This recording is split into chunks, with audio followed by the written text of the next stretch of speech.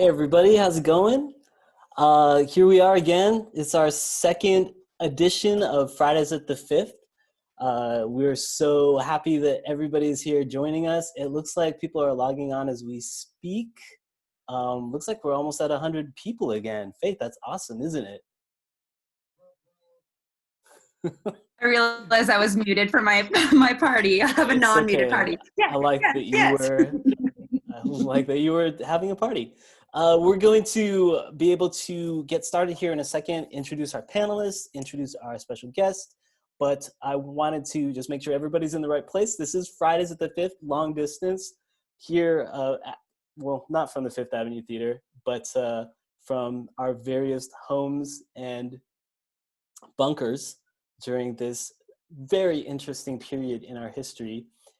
We are excited to today be exploring the topic of vocal health and vocal performance, learning some building blocks for successful vocal performance, and kind of taking a pause in our rehearsal activity to learn more, and performance activity to learn more about self-care for your voice and for singing and beyond.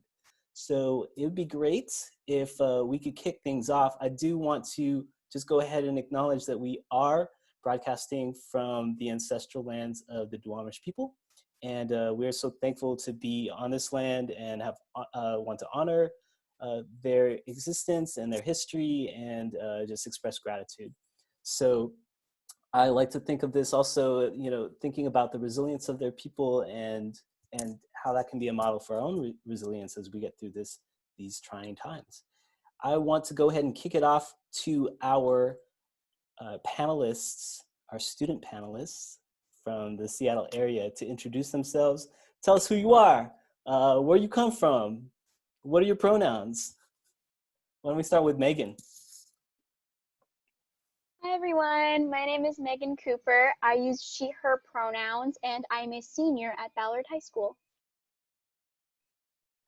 Let's go, Trenton. Hello, my name is Trenton Walker.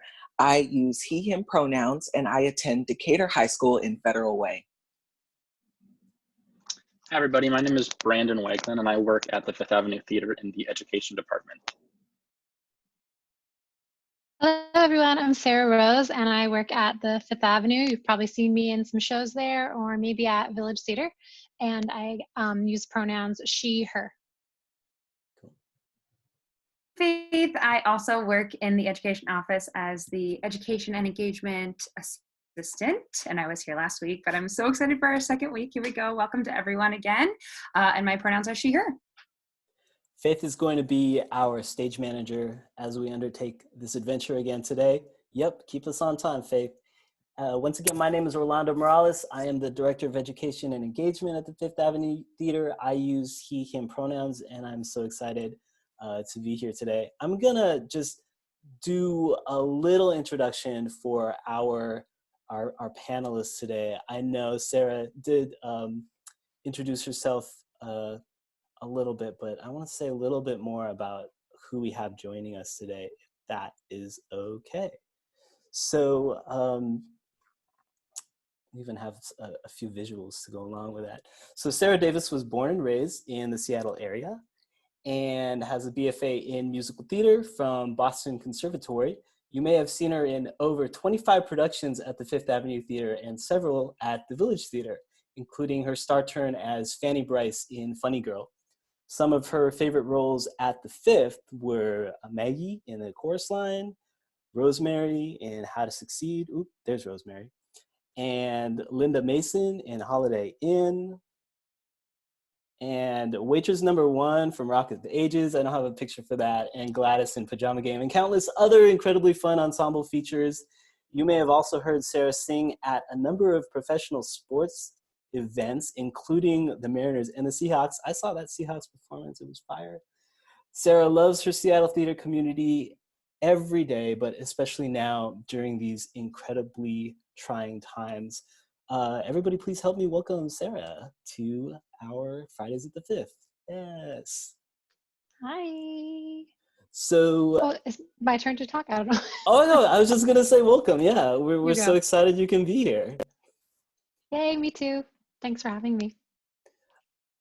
And we've got people coming, like the chat is, people are talking about in West Seattle, Vashon, Redmond, let's see, Olympia, Vancouver, Maple Valley.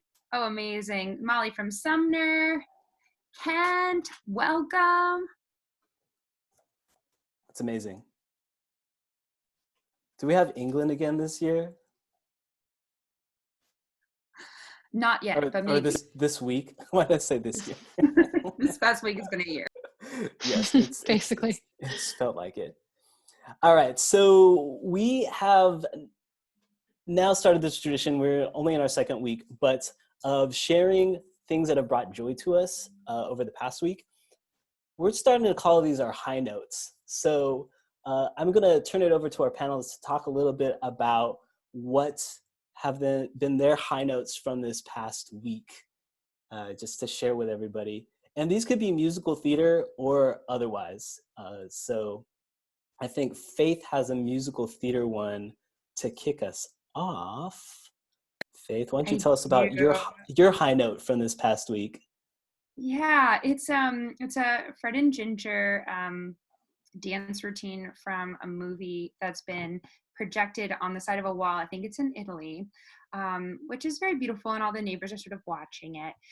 But the most important part is when you get down, if you look at the bottom left window while we're watching this, it just gets better. So cute. I can't hear the sound, Orlando. Oh no. Sorry. They're singing cheek to cheek. When we're out together, dancing cheek to cheek. Oh, it's so cute though. And I will send the Instagram out as well so people can look at it on their own Instagram. That is amazing. Well. So cute. Thanks for sharing that. Megan, why don't you tell us a little bit about your high note for this week? Yeah, of course. First of all, shout out Rising Star Project has started our workshop process, so tune into that later. But I have watched a lot of dog and cat videos within the past week on my social media, and it's really helped me get those happy feels during this time. And this is a dog video. I thought it was really cute.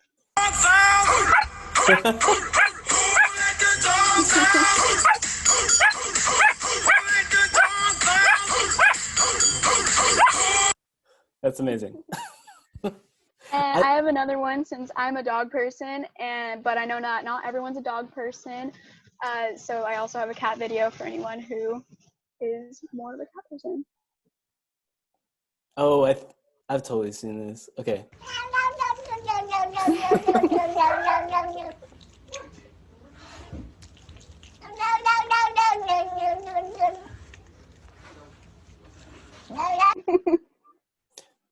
That cat should be in musical theater. I agree. So apparently, I heard this podcast a couple of weeks ago about who let the dogs out. Nobody really knows who should be credited for writing that song. There's like this big controversy and like all of these people who are like suing each other over it. So anyways, interesting fact. Let's go on.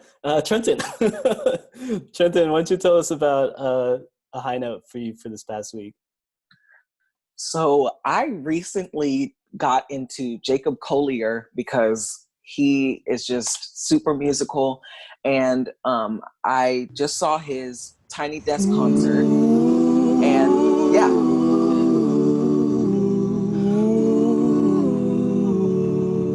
And is Jacob Collier a singer or? He's all around. I mean, he's a singer, but he's also an amazing musician.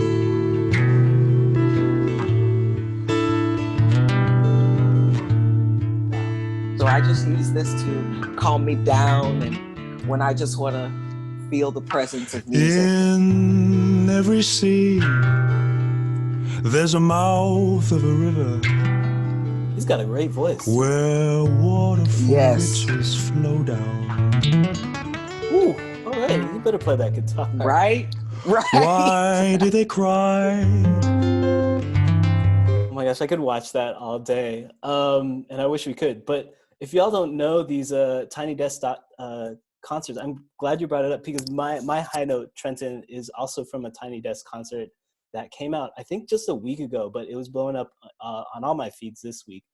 And again, it's not musical theater based, but it gave me a lot of musical theater thoughts afterwards. So I'll go ahead and play mine. Yeah. So this is a Tiny Desk concert from somebody is a rapper named Chica. Go. Sick. Let's get that back. 5, 6, 7, 8. Yeah. Ooh, ooh, ooh, ooh,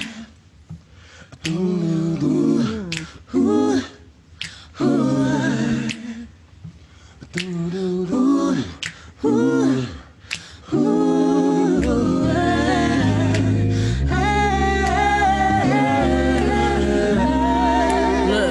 listen, I met Hove last week. I'm gonna stop it there because there's some language, but it was just the moment I heard that, I started thinking about all of these background parts and people who, like, even in musical theater, you're like, oh, I just gotta sing the oohs and I just gotta sing the ahs in this song. But just an example of how, like, those background singers were my high note this past week because they were giving it everything. There's so much meaning in what they're doing, and they're just laying it down. So anytime you get stuck singing background parts, I think you just got to think, like, they are what you make them. And if you bring as much soul and intention and action to them, they can just be wonderful. So those are my high notes. We got one last person that's still got to share. I'm gonna kick it over to Sarah. What have been your high notes this past week? So this past week, I've pretty much been embroidering nonstop. If you don't know what embroidery is, it's sort of like needlepoint, but it's like a little freer, I would say. So this is actually my embroidery page, but I haven't been embroidering, I'm telling you, like non-stop. I like to embroider clothes because then I can wear them and it's like I get to wear my art around, so that's kind of fun. Yeah, it's just like painting with thread is what I call it. It's been like filling my time, so that's what I've been doing. How long does that take? Oh my gosh. This is my doggie, everybody. This is my parents' dog, Ruby. And that was a Christmas present. That one probably took me 10 hours, and it's about maybe like 6 inches, 7 inches. So it's like the size of my face. Well, we know who this Bags, is. clothes, jackets. Yeah, we got a good friend, Billy Wildrick. Connor Russell's on there, if anybody of you know him. I do clothes for all my friends. Nick Hagan has a jacket on there. My sister has one. Yeah. Which one's this? Yeah, there's Connor Russell. He's a Seattle local. And yeah, paintings I've done. But yeah, I've been embroidering at my kitchen counter nonstop. I have to stand and do it. It's been too long. Oh, at your kitchen counter. I was like, how do you embroider a kitchen counter? Oh, no. At the kitchen counter, because I'm trying not to take over the couch because we're sharing this home workspace, you know. Amazing. Yeah. Well, someone says I just started doing embroidery this week. Nice. And we are here for Ruby. I will tell my parents because Ruby's the cutest. Well, thanks everybody for sharing their high notes from this past week. I think it's really important for us to continue to be thankful and be grateful for the things that do bring us joy throughout the week. And if you have high notes that you want to share with us, please drop them in the comments or shoot us an email, and we'll try to share those in future days. I think it's time, actually, Faith, if it's okay, I want to skip forward a segment and just cut right to the body of what our conversation is today. I think that would be great.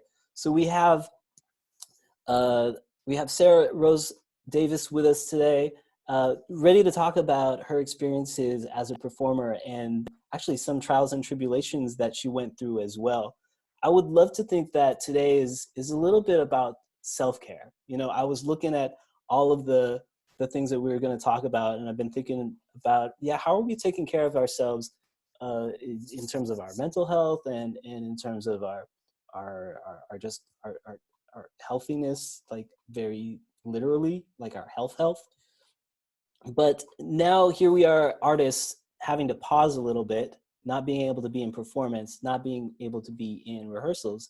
Can we take this opportunity to think about how we're preserving our instruments? And And I think Sarah is the perfect person to be here to talk about this. So I'm going to turn it over to Sarah. If you could tell us a little bit about your experience and where you're coming from today, that would be great.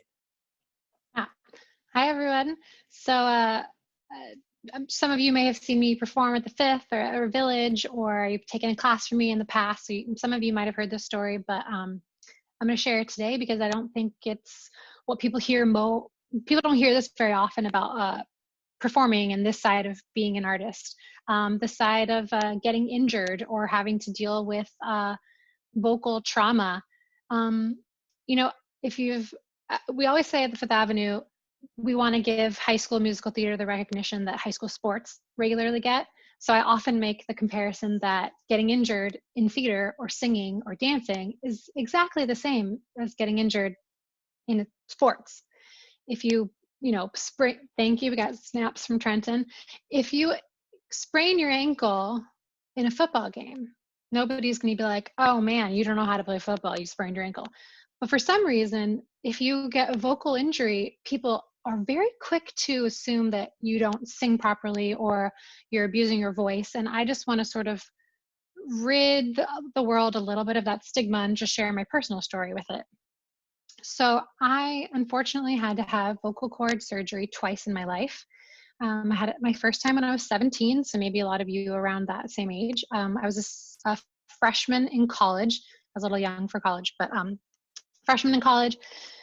And I had surgery for polyps. And the way I describe the difference between polyps and nodules, which you may have heard the word like nodes a lot.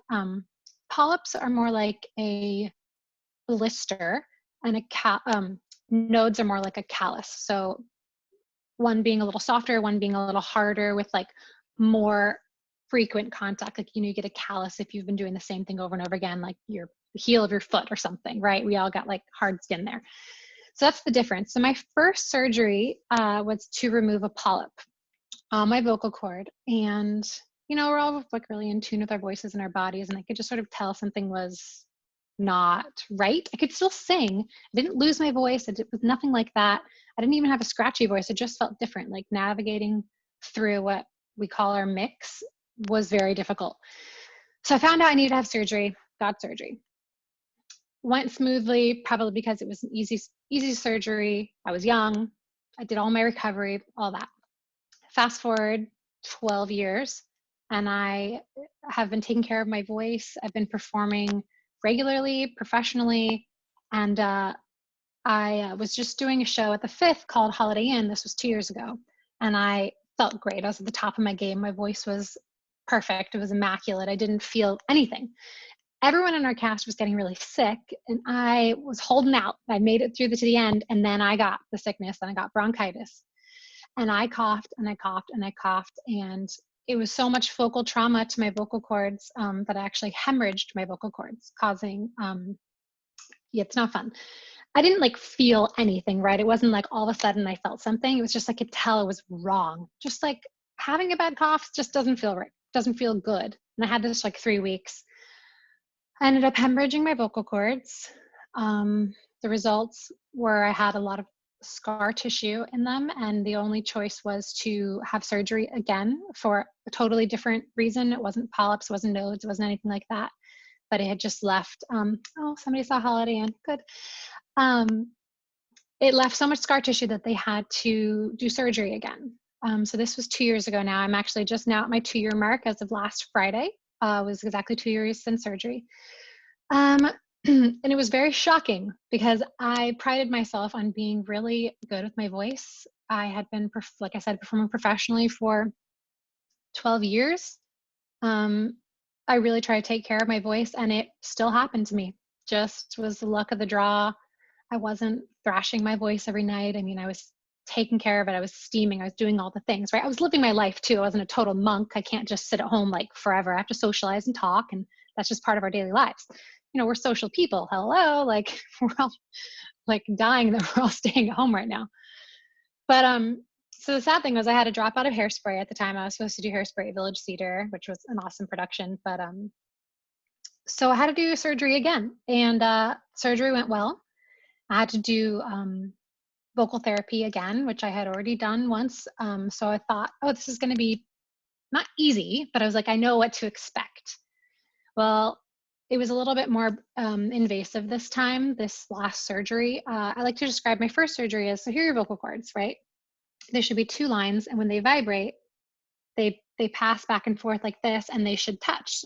They go like this, they go like this, they go both ways. Well, if there's anything sticking out that's going to hit the other vocal cord first, it's going to cause irritation to that side of the vocal cord. So that's what happened with me. So my first surgery, here are your vocal cords. They just needed to cut something right off the side, right? So clean cut. My second surgery, they had to go into the cord like this. So it was a much more invasive surgery, which is why my recovery was so much harder, and I didn't expect that. I really didn't know that going into it. It was almost impossible to talk for like 5 weeks, but I was in speech therapy this whole time, and I got cleared by my doctor to even start voice lessons at 4 weeks, which was ahead of schedule. So I did speech therapy. I worked on my speaking voice, even though they weren't really concerned that it was my speaking or singing voice, but it's just to rehab you and get you back into good habits. So I learned a lot of interesting things in speech therapy that it's not that I didn't think I knew them, but when somebody says it to you in different wording, it just clicks all of a sudden. So speech therapy coupled with voice lesson therapy. I was lucky enough that my voice teacher had worked with recovering singers before, and she was also my voice teacher in the past, which was so nice because she knew my voice, she knew what I wanted to get back to, and she had experience working with post-surgical patients. So it was like the best of both worlds. Also, her name was Mary Jo Dugas, and she is the best. I love her. You've probably seen her in shows, but she's just the best. You can all tell her I said that. So what I wanted to share with you today, and also if you have questions about anything I just said, like, oh, Mary Jo is your voice teacher, Ella Williamson. Lovely. If you have any questions about what I've said about surgery, I can try to, someone will catch those, Brandon will catch some of those, and we can answer some of those at the end too. But and you can also use, there's a Q&A function down here. Y'all can there's drop, a Q&A function. yeah, Drop some questions in there. Yeah. Yeah, because I know that was sort of like a quick and dirty version of going through vocal cord surgery. And it wasn't even so much the surgery I wanted to talk about, as more as like, we get injured in our line of work, right? Like, we don't have to hide it. It's just part of the work. Like if a dancer gets injured, they take care of their foot because they have to dance. So it's not any different.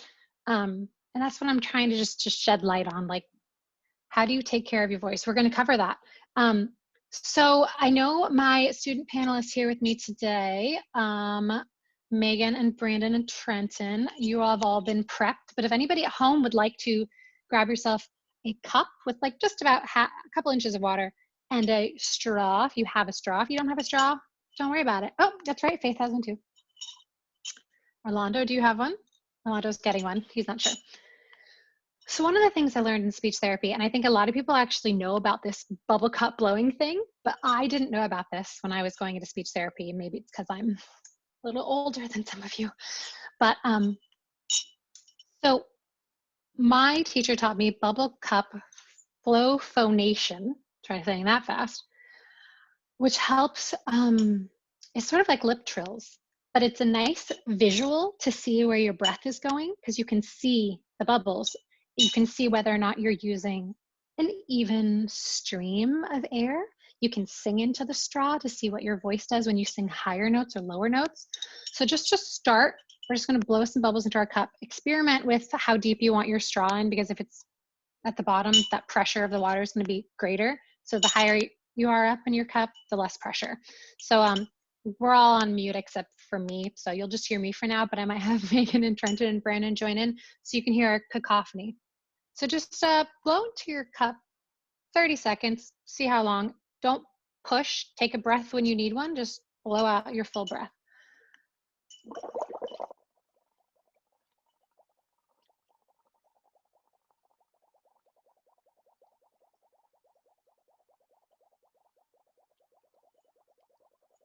Now, you can keep going if you'd like, but interesting fact, after surgery, I could not sustain a note or blow bubbles for any longer than about 9 seconds, which, as we know, as singers is not long at all because we usually have great lung capacity to hold out notes. So the next thing I'm going to do is I'll have Megan and Trenton, you can go off mute actually, because I want to have you guys join me. So I want you just to pick a note that's comfortable and just blow into your straw and try to keep the bubbles steady. So I'll pick it, I'll go first. You can join whenever. You don't have to pick my note, but something like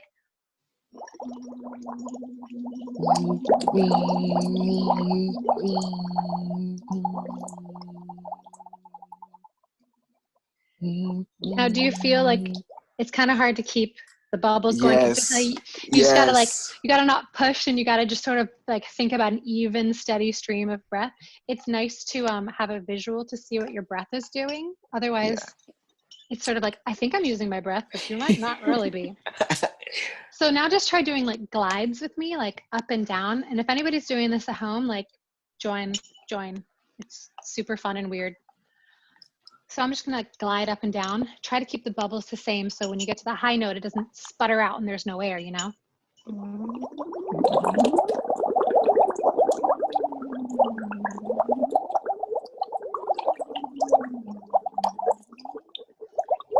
My voice is just cracking out at the top, but that's fine. So the next thing we can do together is we can sing a little happy birthday into our straw. And this is a good test because when you get to the happy birthday, whoever you want to sing to, that's the note that the bubbles can either go like, or they just fizzle out. So try to take note and see if you can keep it even the whole way. And take a breath wherever you need to. I'll just pick the key of me.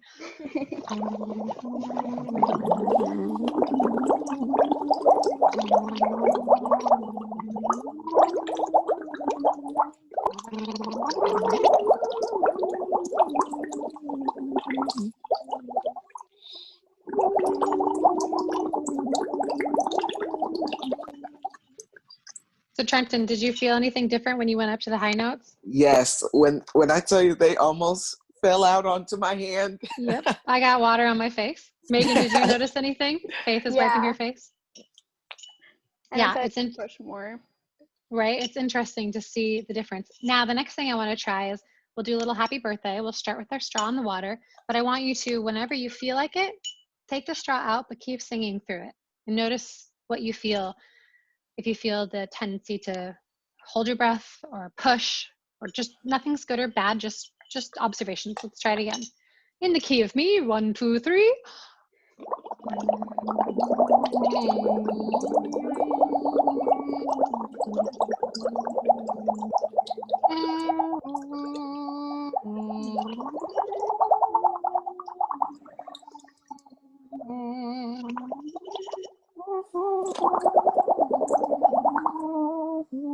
Oh wow. Did you end up taking it all the way out of the water as you went? Yes. Yes. Okay. I took mine all the way out of the water. It's really different when you go back in, right? You feel that that back pressure.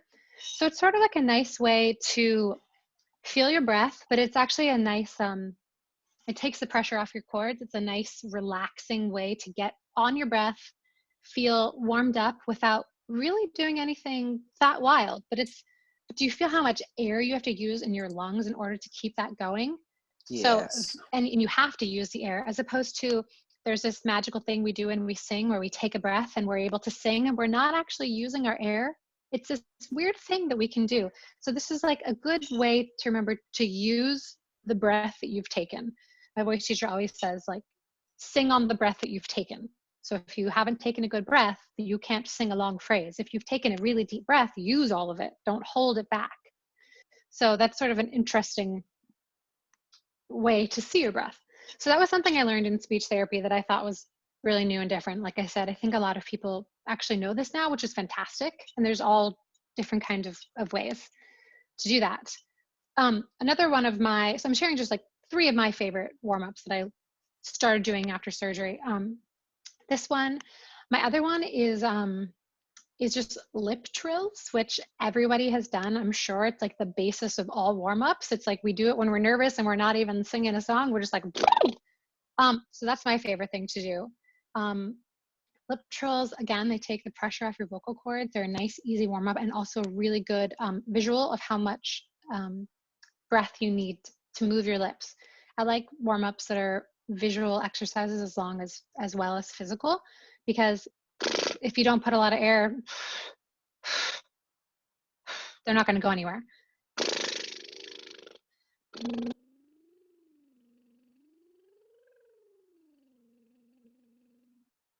The other one I really like, let's see, I wrote these things down, I think. Yes, the other ones I really like, my voice teacher has me do sort of like lip trills, but you hold out a note on a, even like got the little, your teeth showing like this, you feel the buzz between your lips, and then you hold out the for a while and then do a scale.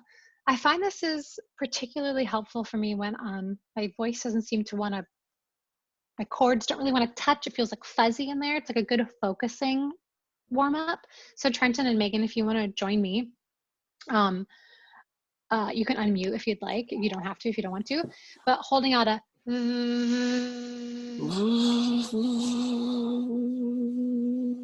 you feel like the buzz in your teeth. So what we're going to do is go so we'll do it. I'll start a little lower. Do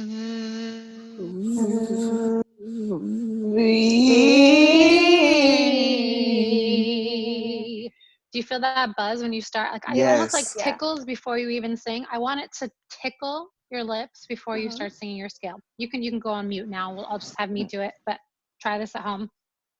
And anybody out there listening, try this at home too. You can also do it on the zzz, but that one's a little harder once you get higher. So if it's, once you get higher, it's stick to the zzz, and like really get your teeth showing. So I'll do like 2 more.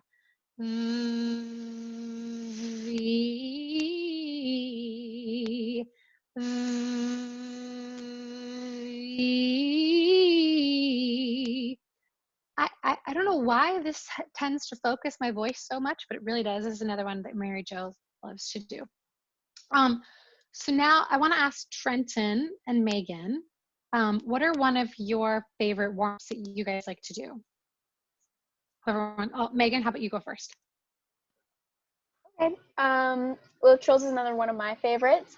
Although something that my voice teacher taught me when I'm on the tone of my singing is to begin by pitching my nose and like, hey, how are you? And noticing the nasal tone, and then starting going something like, wee, wee, wee, wee, wee. But the first half is with the nose pinched, and then when I let it go, noticing the difference in the tone. So like I would go like, wee, wee, wee, wee, wee. And I would notice like the difference between the 2 different tones, and then go up in my range. Nice. I'm gonna try that. I'm not on mute, so everyone's gonna hear this. Shoo-wee, wee, wee, wee, wee. It's hard with my headphones on. Shoo-wee, wee, wee, wee, wee. Interesting. I like it. Nice. Trenton, do you have one that you really like to do? Yes, before I do any like actual using my voice, I will stretch out my face so I get really loose, because I tend to have locked jaw when I sing for some reason. So I just, I make different emotions. So I'll be really happy and make my face really big, and then I'll be really sad or really mad and I'll scrunch my face. And then once I've fully stretched out my face, I do it repeatedly and add sound. And so it's like, grr, ah, ee, ah, ooh, like that. And then it just loosens me up and gets me ready to sing. I like that. My voice teacher does something similar to that as well. When I start to go up in my higher register, we like to stretch out my soft palate by doing like we take that surprise breath where you feel the breath in the back of your throat. Mm-hmm. She likes to think that my collar, she always says, think that your collar's too tight. Right? It's weird, but it really like, it reminds me to get the space back there. Another thing I wanted to talk about now, Faith, is no, but yawning is good. You know what? It's weird because when you're in dance class, it's like such a faux pas to be yawning in class, right? That's just like a polite thing. But in voice lessons, you want to yawn and you want to burp because you are stirring that stuff up in your diaphragm. Because when your diaphragm's working that hard, like think about when you hiccups. When you're hiccuping, your diaphragm's spasming, right? So when you're singing, you're working at your diaphragm. So it's causing it to do all sorts of things. Yawn, great stretch, burp, get that air out. I encourage it. It's weird. It's the only time where it's appropriate to yawn because you're not tired. Also repping Austen's pride right here. The other thing I wanted to talk about was incremental warm-ups. So say, like right now, for instance, you're not in a show because there's no shows happening, and you don't have rehearsal because there's no rehearsals happening. But say you're going to talk to your friend for 3 hours on FaceTime. You could still warm up your voice. You warm up your voice to talk. That's like almost more important, not more important than singing, but warming up your voice before you talk. Talking is singing. Talking is singing without a designated pitch, right? You can choose your pitch whenever you like. So warming up throughout the day. You can lip trill in the morning before you go downstairs and have breakfast with your family. You can lip trill before dinner. You can do all these warm-ups, especially if you just want to blow into, you want to get on your breath for the day, like wake up, do some vocal yoga. Same thing as stretching, getting your lungs working out. So that's something we can all think about, like now when we're not in rehearsals and stuff, is trying to do that. Admittedly, I haven't been as good about this in the last 2 weeks, right? We're all trying to transition into how we do this at home life. But the last couple of days the last like week or so, I've been really starting to think about how I can put this into my daily schedule. Like when you're taking a shower, perfect time to warm up. Nobody's going to bother you. You got 10, 15 minutes in there to warm up. That's enough for your day, especially if you're not going to go sing 8 hours of rehearsal. And the last thing I wanted to specifically address was what my voice teacher always talks about, which is called speaking melodically. This was something I really had to focus on after surgery because I don't know if it was that I was in a bad mood or I was like sort of acting like, I don't know, reserved after my surgery. My speech therapist thought that I talked too monotone, like too flat, didn't have enough like variation in my pitch. That is not great for your voice. Speaking melodically, finding different pitches, the highs, the lows, that's basically singing, right? And it's all varied. It's all using your voice. It's a way to speak energetically. It's a way to get people to understand what you're saying. Why we change our pitch when we want people to understand what we're saying. And I talked about this with Faith, how especially this was really relevant when I was working on Austen's Pride at the Fifth. I played Caroline Bingley, and thank you, Trenton laughed at me. And our speech therapist, Alyssa Keene, she talked about how British people just use so much more pitch variation in their speaking than Americans do. Americans, they speak on like a flat line. I have visuals. I'm going to draw them. Americans, we speak on a flat line, right? Like this. That's sort of going up. And English people, they speak like this. Their pitch varies all the time because they want people to understand what they're saying and to make their point, right? It goes up and then it goes down. Or it goes up and then it goes up. If you're Caroline Bingley, it just keeps going up. But that is something that we can all think about. I'm noticing after, maybe it's just that I'm getting older, if I've had surgery a couple times, but I was saying to my voice teacher that I feel like my voice starts to hibernate a little bit when I'm not in rehearsals or singing regularly all the time. Nothing is as demanding as a rehearsal process, right? Nobody sings for 8 hours a day, 6 days a week. That's just unheard of. But when you're working professionally, that is what you do. And I always feel like when I'm not in rehearsal, my voice goes into hibernation mode. And my teacher was like, well, Sarah, start speaking melodically. You're speaking like this and nobody's going to hear you because you're just sort of talking like this and that's uninteresting. But if you speak melodically and change your pitch all the time and vary it, your voice will naturally warm up and come out of its like little shell. So that's something that I now in my new phase of singing and voice life have to figure out how to navigate all the time. Yeah. One more note that I liked from Alyssa Keene. She was our dialect coach for Austen's Pride. about the difference between Americans and British speaking is she said, where did I write it? I wrote it here. No, I didn't. That's fine. She said, and I'm paraphrasing here. She said, American men think they are baritones and British men know they're tenors, right? Based on like how we as Americans versus British people vary our pitch. English people aren't afraid to speak up higher, but we are all sort of like trained to be like, yeah, okay, that's cool, whatever. And then we go think we're going to be a soprano the next day. That's not going to work. So just trying to find ways to make your speaking voice match your singing voice when you're not going to sing. Yeah, so there's that. I think we're going to move on to like questions or what? Yeah. Questions. What should we? We'll do I some just talked Q&A. for 30 minutes, sorry. No, that's beautiful. That's why you're here. We're here. You talked melodically for 30 minutes. Oh, well, thank you. You're here to impart And yes, your Timothy knowledge. G, you are a baritone. I believe you.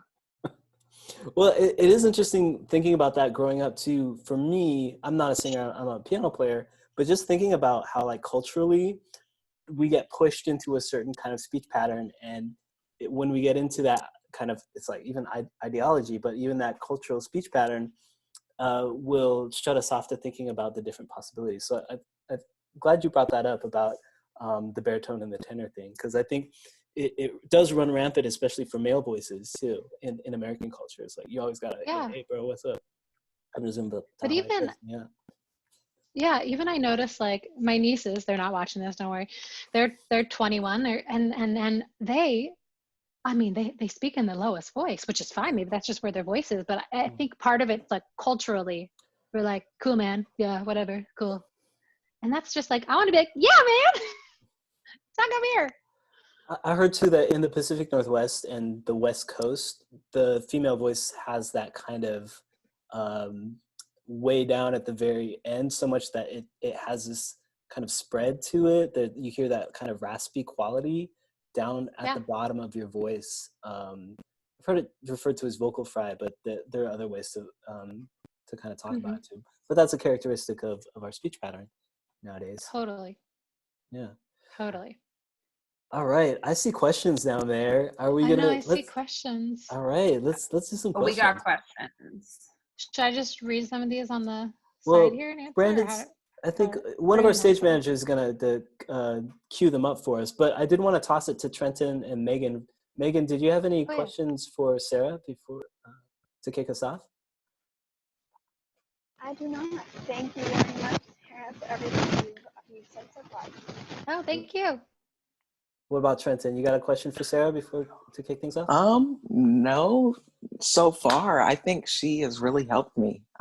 I wasn't thinking about how different we talk in comparison to other cultures, and so that was good. I will be using my melodic voice from now on.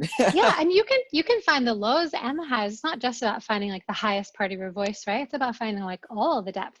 And if you want to use the British accent, even if you don't know how to use one, it's really the easiest way. When I was playing Caroline Bingley, my voice was warmed up 24/7. Oh my goodness. It's the best way. Those Brits, they know what they're doing. I'm thinking about some of the ladies at my church too, like the church lady gospel voices. Like, they're very dynamic. So I know that they're, because they want you to hear the word. Yeah, you know that's what it is. All right. Well, let's take some questions from the out there in the world. Yeah. First one from Juliet, and I think this will cover quite a bit of people's sort of wonders about this. You mentioned steaming, and you said, "Oh, it was taking care of my voice. I prided myself on taking care of my voice." For both of those of us who maybe aren't vocalists or haven't sung as much, what does it mean to steam your voice, and what are some things that you would say you were doing to take care of your voice? So I have a steamer. It's hiding in the corner. It's always plugged in. I have a My Pure Mist steamer. It's like a cordless. I'm going to grab it. Wait, can I do that? Yeah. 1 second. I'm leaving, but I'm coming back. And this question can go to Megan or Trenton as well if you also practice, if you have some vocal health practices. I have a steamer. This is like a cordless, like personal steamer.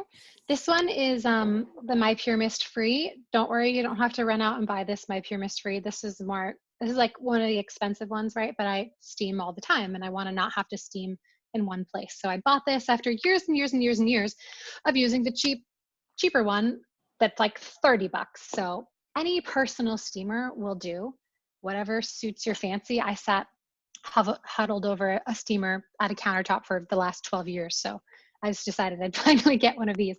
But steaming is just like a nice spa for your vocal cords, especially after singing late at night, or if it's cold out, or it's like the middle of winter and everybody's sick. It's just like a nice way to steam everything. Something else, what else did I do? I no longer, this is going to be hard to avoid and you just have to regulate yourself. I personally can no longer speak in loud places. That's just like a choice I've made for myself. I can't speak at a loud restaurant. I can't speak at a loud party, at a concert. Like that's just something I will never be able to do again. And that's just like a personal choice, right? That I could after my first surgery. I just don't think I want to / really can now. It's just not worth it to me. So that's something I definitely started doing. And just knowing like when you've sang enough, you don't have to do it 1,000 times, right? If you didn't get it right that day, it's fine. Just do it the next day. So those are some things I did to take care of my voice after. Steaming, definitely. And do you vocalize while you steam or do you just let it rest? I just let it rest. Yeah. If I'm in the shower maybe and it's like a hot kind of steamy shower, that's a great place to warm up. But especially at the end of the day, no, I just let it rest. Yeah. Let's see. Should I read these? I should read them. I think Brandon's been going through some. Do you have a fun one, yeah. Brandon? Yeah. Connor would like to know how you managed the mental taxation yes, I see that. the surgeries had on you and what that was like. Oh, Connor, that's a good question. So the first time, I don't know if it was just like I was young and delightfully naive. I mean, I understood the gravity of the situation when I was 17, right? Like I understood this is what I want to do for the rest of my life and I'm going to have surgery. This is scary. But I think because it was just an easier surgery, my recovery was much easier. It just was, everything about it. That one didn't, I was still able to sing like in my freshman showcase in college. It really didn't feel like it changed my mentality for sure, but that one didn't impact me so much as the second one. The second one was pretty devastating, just because I had already been having such a successful career. I'd just come off of like a really high doing Holiday Inn. I was in Mamma Mia at the time of my vocal injury, and they were gracious enough to work with me and just let me like do what I could as far as vocal load for that show. The second one was really hard because there's something about your voice being taken away that sort of like took away my personality for like 6 weeks. Like it just felt like I can't communicate, can't talk, I even writing notes to somebody, like all my jokes were 5 minutes late, you know, like I was funny, but 5 minutes late. But that was really, really tough. But my doctors and my voice teacher were like my therapist. My voice teacher was, I mean, totally my therapist. Should have probably had one, but she was perfect. So it was great. I just needed somebody to help me trust in my voice again. And my doctors were telling me I was healthy, and she was like, you just need to trust in your voice, because another bad thing you can do for your voice is not trust in it and hold back. Because the second you hold back, you're restricting something, your muscles from working, your breath from working, and that restriction is going to cause problems over time. You want to be free when you sing. So it was really hard. It was the toughest time I've ever gone through so far. So, but I was able to auditioned for Rock of Ages 3 months after I had surgery, and I booked it. So, you know, there's little victories, but yeah, it's good. It's still a struggle, right? I just hit my 2-year anniversary. I had a checkup 2 weeks ago, right before all this COVID lockdown happened. So, and I got a good report, and I'm cleared for another year. I don't have to see him for a year. So, you know, it's hard, but you get through it. Amazing. We've got some questions about range. So I know Adelaide says, how can you tell what range you are?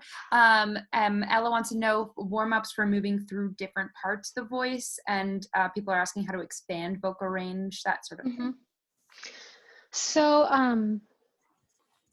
I always had a higher voice. Like I always knew. Orlando has known me since I was literally 13 years old. So he's known I've always had a higher voice, but I was never what I would think. I never considered myself a soprano. I always thought a soprano was someone who sang like high legit stuff. And so I went into college and I knew I had a higher voice, but my teacher was very adamant that one day I would be a soprano. And it's like, I really don't think that's true. And over time, eventually it was. Once I turned 24, I was like, oh, I'm a soprano. So knowing what range you're in sort of comes with age, because your voices are always growing. They're not done. Just because you can't hit a high note now doesn't mean in like 10 years you can't, because our voices really do change as your body grows and hormones and all of that stuff. So I would say I really became like I think my teacher calls me a lyric soprano. It's not like a coloratura. I'm not singing high E's up here anytime soon, but I can pop up to a B or a C. I really became a lyric soprano when I was probably like 24, 25. So I would say just keep working on it. If you want to keep expanding your voice, work on it healthily, easily. Work on it with a coach so they know how to guide you through that. And as far as working how to go through your like different parts of your voice, that is very tricky. It just is, and everybody has a break in a different spot of their voice. Mine's a little higher than some people's are a little lower. It just depends on who you are. My voice teacher always tries to remind me to warm up on my head voice all the way up, but also all the way down. It's easy to like pop back into your chest voice, but to try to keep it into your head voice all the way down so you can feel what it's like to be in one part of your voice through the whole range. And also, if you have a teacher or even yourself, when you can like note to yourself where your breaks are, like what notes they happen on, then you can know where to focus when you're switching, and you have sort of a mental shift when you're like, okay, I'm approaching my break. What should I do to help myself get over it? A little more breath, a little more lift. Because if you don't know where that break is, it can be hard to figure out how to adjust to it. Like for me, I know my break between like my chest mix soprano-y voice is around like a D-E, which is like a little higher.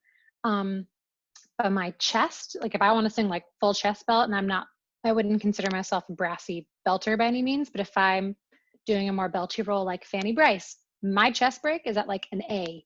It's low. It's really low, and it's hard for me to have a lot of power down there. So I just know that for myself. Once I get above an A, I'm like golden. But like anywhere around an A, I'm like, oh, this is really hard for me. I have to think more in this area. So yeah, I would say just figure out where your breaks are and help you figure that out. Can I add on to that? And again, I'm not a singer, but this is an anecdote about a really great friend of mine who's an amazing singer. And I had always noticed that it almost felt like she didn't have a break. Whenever she was singing things, it was so smooth going from head to chest. And I was trying to figure out, because she didn't really have a lot of vocal training, I was trying to figure out where that might have come from. Then I kind of hung out with her and her sister one day at their family home and noticed that when they talked to each other, they'd always be going through different strange like alien and monster type voices. It was like being in the Muppet Show. They'd be like,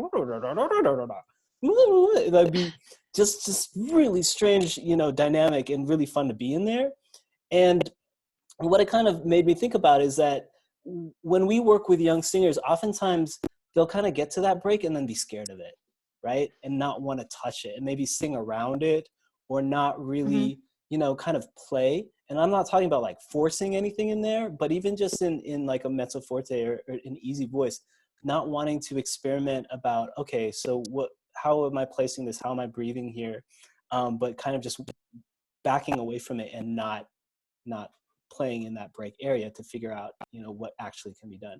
So that I'm wondering if, Sarah, you have any, when you're saying like figuring out where your break is, that kind of means addressing the area that makes the sound that you might not be too proud of, right? Yeah, like some people, I personally I've struggled with different parts of my voice. Like I have a part really high up my voice that always cracks. I don't know, it just does. I've never had a huge break on the staff. If you're thinking about like the notes, I've never had a huge break in the flip of my voice there. That's just been something I personally, it's just been easy for me to get around. But as far as belting, that's where I do know I have a break, like when I'm really trying to do chest belt. So I have to know where those are and work on that. Because if I don't ever address it and I think, oh, it'll just come out when I need it to, then it's not. It's going to sound like, excuse me, it's going to sound how I think it sounds in my head. It sounds like I'm belting, and then I'll touch it later. But that doesn't ever work. I have to like work on when I'm getting to that note from this note, what do I have to do different to adjust my voice in that moment? Because it's not about just hitting that one note, right? You have to figure out how you're getting to that note from the previous note and how you're going to go to the next one. That's all about singing, right? That's figuring out your break, is how you're going to get to and from and away from it. So yeah, you can't avoid it, unfortunately. But it will get easier. Breaks, they always get easier.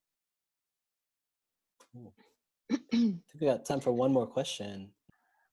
Brandon, you got a good one for us? Take it home. Yeah, I think this is an important question to discuss. Tate would like to know how can you tell if your voice is getting damaged? How to know if you're singing properly and healthily. Healthy. How to sing high enough to injure your voice. So yeah, this is like the age-old question, right? Like, how do you know if you're singing healthy? Well, that's an interesting question, because healthy is different for every person. That's not to say there's one right way or there's one wrong way, but healthy is different for every person. Like personally, my vocal cords will never look, if you've never like looked at what vocal cords look like, I would say Google it, but Google it? I don't know. I know what my vocal cords look like. But again, like this is your vocal cords. If this is like a perfect vocal cord, this is what mine look like. There's a space at the bottom there. That's technically not perfect, but that's what mine are going to look like for the rest of my life, because that's just how my cords look. So like, is that healthy? For me, it is. So everybody has like a different version of what their healthy cords are. People sing healthy with nodes.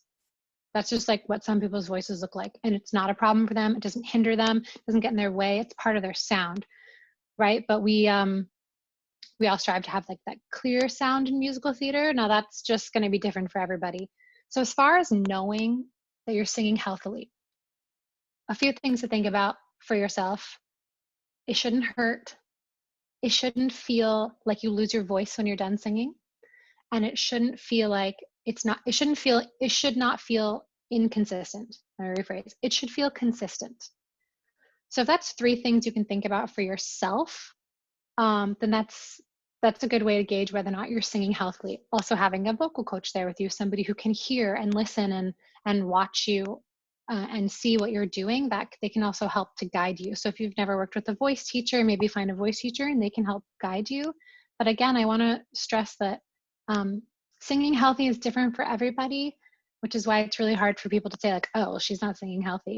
You don't necessarily know that unless like that person's not singing consistently and they're pushing, or like they lose their voice after they're done singing, right? Those are clear signs you're not singing healthy.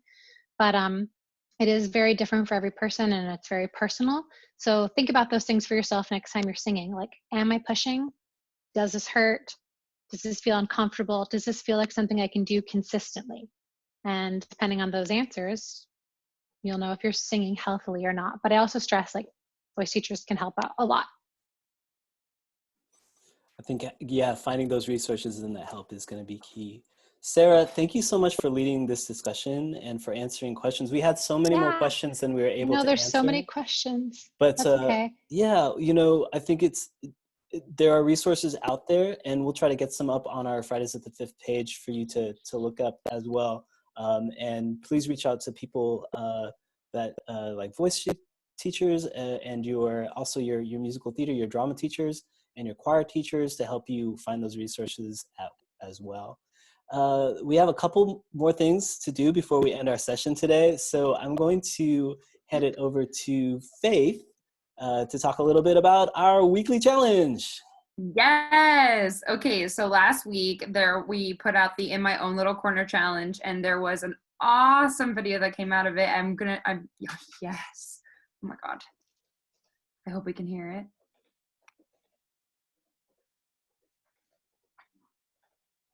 I love that she put the sign on her dog's neck as well. Is it not working? Sorry, I was muted the whole time. Can you remind us what the challenge actually was? Yes, the challenge was because we were all sort of stuck in our own little corners to come up with your own version of at least 2 lines of My Own Little Corner from Cinderella. And this Instagram, which is, I think it was Frankie and, oh goodness, what is it called?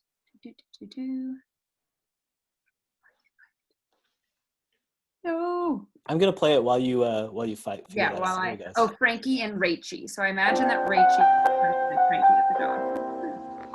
I chew everything that I see. When I hear a command, I don't obey. So I'm sent to a place in my house where I cannot get in the way. Nice. I loved that. So yes, if you've got any more In My Own Little Corner challenges, you are welcome to still post them, Twitter and Instagram. I check them both. But this week the challenge is a Wells Fargo challenge. Tell us a little finding about this. different. So tell us a little about this. Oh, I was like, what? Oh yes, the Wells Fargo challenge. As you may or may not know, in the Wells Fargo wagon, the song from The Music Man, the acclaimed musical, they bring many, many things to the people of River City. Yeah, River City. River City. River City. And if you have any of these things in your house, we would love you to take a picture of them with yourself and tag us at Fridays at the 5th and the 5th Avenue Theater so we can see them. We'd love to just see a great spread of all the different things that the Wells Fargo wagon might have brought you. A bathtub, crosscut saw. I don't know. Do you have those things? We'd love to find out. I got really excited because I was like, I have a box of maple sugar. I don't have a box. I have a maple syrup. Wait, is it maple syrup or maple sugar? It's maple sugar, and I thought that I also did that. I was like, oh my gosh, I've got maple sugar, so I did an Instagram post for it. It's brown sugar. It's totally fine. All right, so it's this week's challenge is a grand kind of scavenger hunt here, basically. So, but the video is still playing on my computer, so I'm going to stop it. There you go. So this is so exciting. So what are they supposed to do when they do this, Faith? Yeah. Just take a picture of yourself with the item and then tag us at the 5th Avenue Theater, hashtag Fridays at the 5th, and then we will go through and share some fun ones when they come through. So I would love to see what you come up with. I had to Google the lyrics today and had to figure out some of the things, like what is a Mackinac? I learned what that was today. Don't spoil it. Oh, you spoiled. Oh, sorry. All right, it's okay. Well, let's do this. Hey, any of our panelists, any shout outs for the world out there? Megan, do you have any shout outs? Just a shout out to all the high schools in the area that have unfortunately had their musicals or productions canceled. So this is a great time to show support for local theater communities. That's all. Cool. And I'll follow it up with my shout out for all the people who love musicals but don't go to schools that were able to ever produce musicals. So I think this is a great time for us to realize that some of us were really fortunate to go to schools that have the resources and the staffing to put on musicals, and there are so many others who are at schools that don't have those resources. And so maybe we can take this time to think about that equity issue and how can we support each other and create a community coming out of this where everybody has access to being in a musical, because we all know that's such a transformative experience. Trenton, you got any shout outs? Yes, shout out to all the homeschooled kids, because now being in quarantine, I'm feeling your pain. I'm feeling it all the way. So shout out to you all, guys. Yeah. I would ask you too, Trenton, you're in Rising Star Project this year, but you also do Teen Summer Musical, right? Oh, yes. Yes. Give a little shout out to the Teen Summer Musical on your behalf. Yes. If you ever get the chance and the opportunity, go see a Teen Summer Musical. They're usually like towards the middle to end of August, and they do twists on fairy tales, and just overall, it's a really good experience, and you'll get a lot of good music, and it's just really good. So if you get the chance, please go see it. Yeah, and that's through Seattle Parks and Rec. We'll put that information up there. It's a really great program. Sarah, you got a shout out for our friends here? I just want to shout out to the cast and crew and production team for Sister Act, which was the show that I was in at the Fifth Avenue when we got unfortunately canceled along with everyone else. But I just want to shout out to everybody who worked so hard and we didn't get to do that show for you guys. But I also want to say, I'm like very sad all about it, but I want to say it's not just about having an audience there, right? We still did really good work, and we did really good work in the room. And it was, even if it was just for us, we all worked hard to put something together as if somebody was going to watch it. And if the only people who ever watched it was just us and we got to watch our fellow castmates work, then it was worth it, right? You don't always get to have an audience and somebody to tell you you were good. So, yeah, shout out to the whole cast and crew and everyone who worked so hard. Yeah, and everyone who joined today, because we're all stuck at home together. Amen. So I just want to do just another thank you to our guests, Sarah Rose Davis, to our panelists, Megan and Trenton, to all of you that are out there joining us today. This is such a great group hug for musical theater lovers, and we'll be here every week.